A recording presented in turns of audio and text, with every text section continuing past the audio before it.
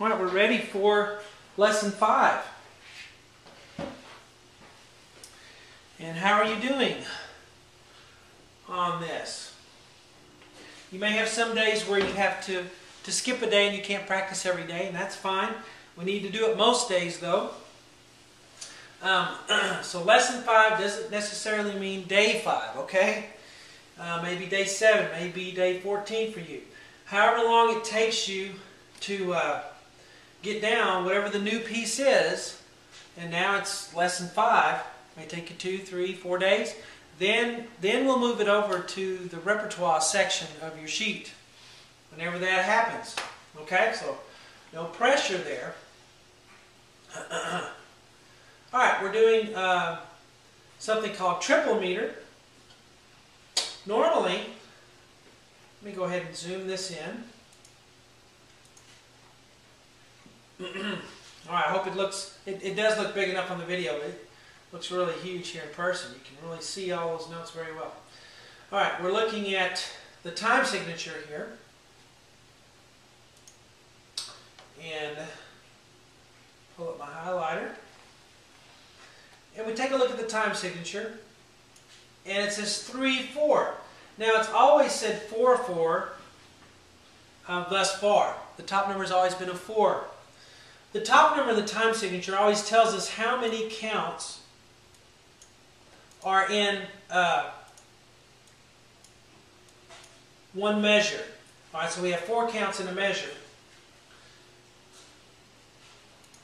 Get that off of there. Alright. We have 4 counts in one measure. And the bottom number tells us what kind of note gets 1 count.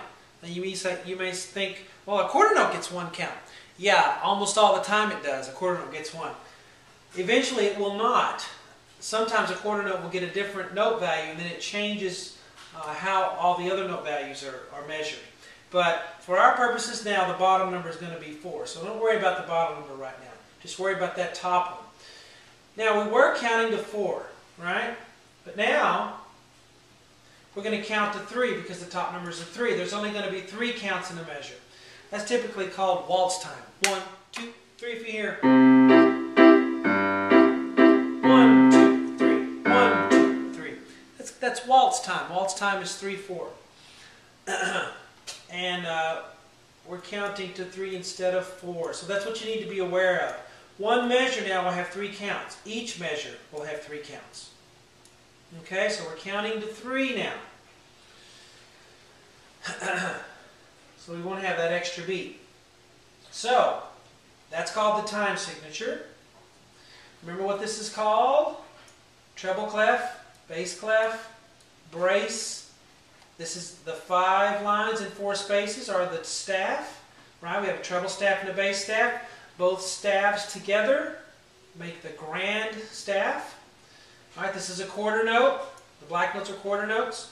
We don't have one visible here, but if we had a white note, it would be a half note with a stem. If we just had a goose egg note without a stem, it would be a whole note. 4 counts for a whole note, 2 counts for a half, 1 count for a quarter. This should be reviewed. You should remember this. It should not be something new. Alright, so let's dive in. We have C position still. We're going to get really used to this C position. And then we're going to move positions and change later on. But let's get really used to this C position. Before we start this, have you played through your repertoire? You should have 4 pieces that you play through before we do this one, before this practice session each time. Remember, there's 3 sections. The repertoire section, and then you will work on the new piece. That's what we're doing right now, is the new piece. And then the third part will be you and your flashcards, or your random note sight reading. Alright, so here we go with the new piece. What's the first note? Should be just a gimme by now. That's a C, of course, because it's got one ledger line through it. And then we go to what? D. Then we go to what after that? What's on the bottom line of the treble clef? E. We're doing repetition on this.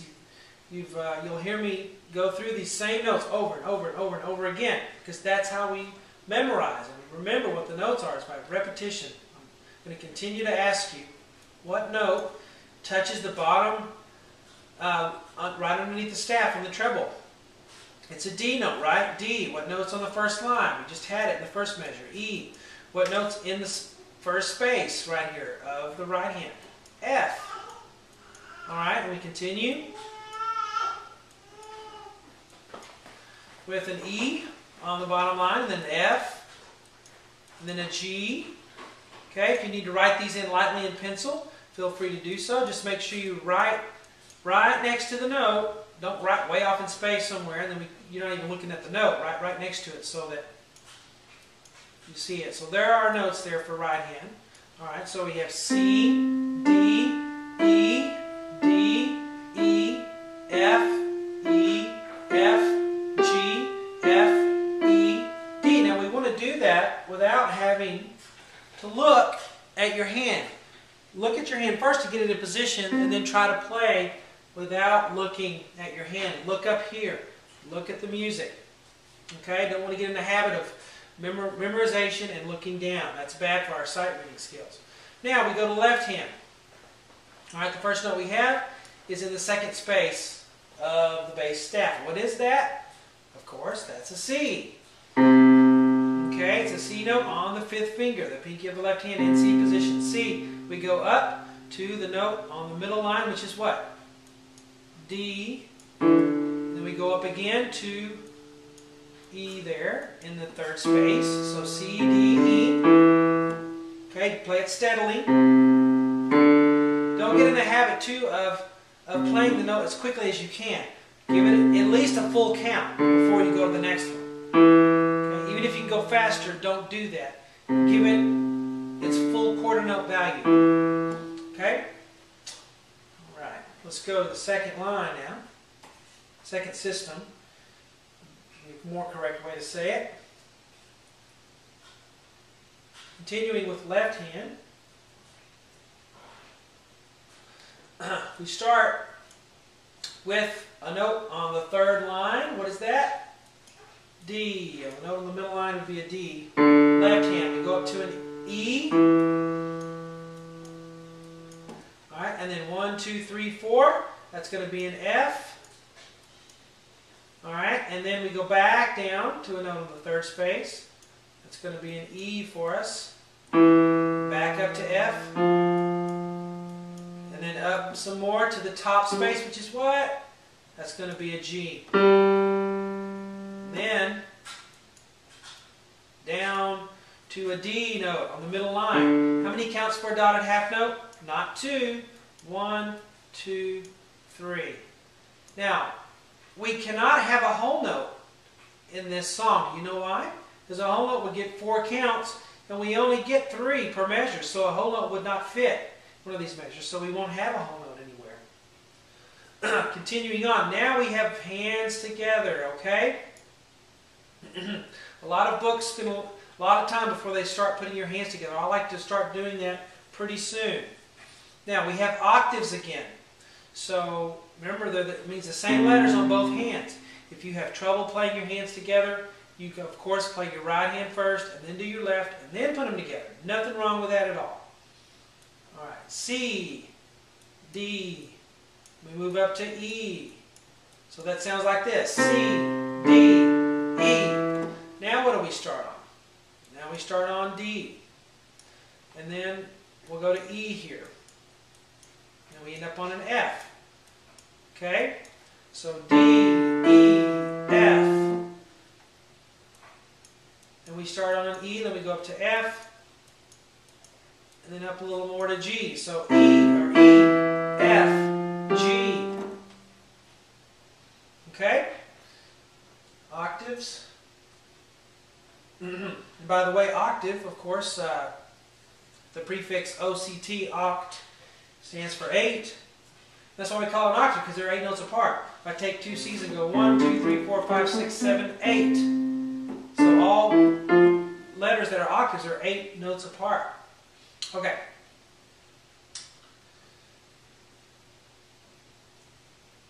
Now we will move on to the last line. All right, we have more octaves still. And we have F's here. Okay. Look at that left hand. It's on the 4th line. What is that? An F. Don't just look at the right hand and say, oh, it's an octave, so I'm just going to play an F. Make sure you take a look at that left hand. Know that it's on the fourth line. F, and we go down to E, and then down some more to D, down some more to C, back up to D,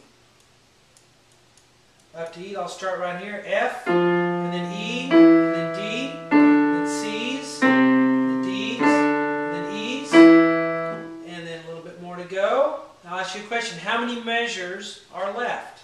So you should be able to count. 1, 2, 3. 3 measures are left. How many counts in this measure? Of course, there's 3.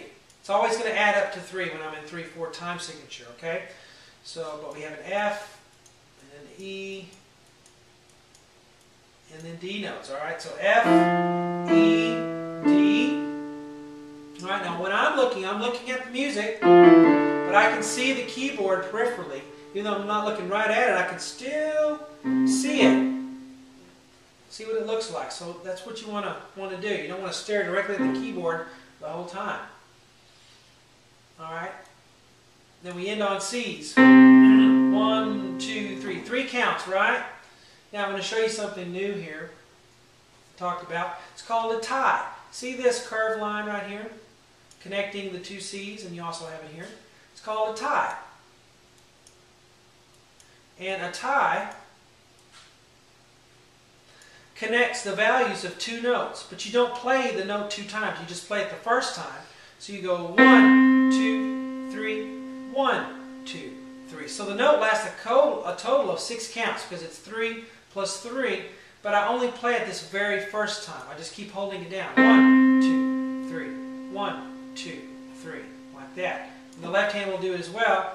1, 2, 3, 1, 2, 3. All right, that's called a tie. Now, sometimes you'll see some curved lines that are not ties. For it to be a tie, it has to be to the very next note and to be the same note. Okay, if this note were a D, then it would not be a tie. You wouldn't be able to continue holding it because it would be a different note. All right, it has to be the same note, and it has to be the very next note. All right, in that voice. Okay, so, and of course, what is this called at the end? The double bar. All right, or the fine at the end. So now let's play through the whole thing. This one is not a well-known tune or anything. It's just something that I put together to help us at this point. Okay, so lesson 5, C position triple meter. All right, listen to the 3 count. Counting to 3. 1, ready, go. 1, 2, 3. 1, 2. E, F, G, F, E. The left hand, C, D, E, D, E, F, E, F, G. 1, 2, 3. C, octaves here. C, D, E, D, E, F, F, G, F, E, D, C, D, E, F, E, D. 1, 2, 3. 1, 2, 3. See how I did the tie at the end? Okay? So, that's your new piece. One thing left to do is your flashcards. So get those out. Get the left hand ones out. There should be 5 of them. Set them up. Play them in the order that you set them up and say them out loud. If you don't know one, you look on the back and see the little pencil mark that you put and see what letter it is. And then try it again. Reshuffle them, do it again. Reshuffle them, do it again. Then do the right hand. All right? And you might, at the end of this lesson, try and start mixing them together a little bit. Where you have maybe the 5 right hand flashcards, but throw 1 left hand one in there just for kicks, and see if you can nail that left hand one too in the middle of all those right hand notes. Okay? So that is lesson 5.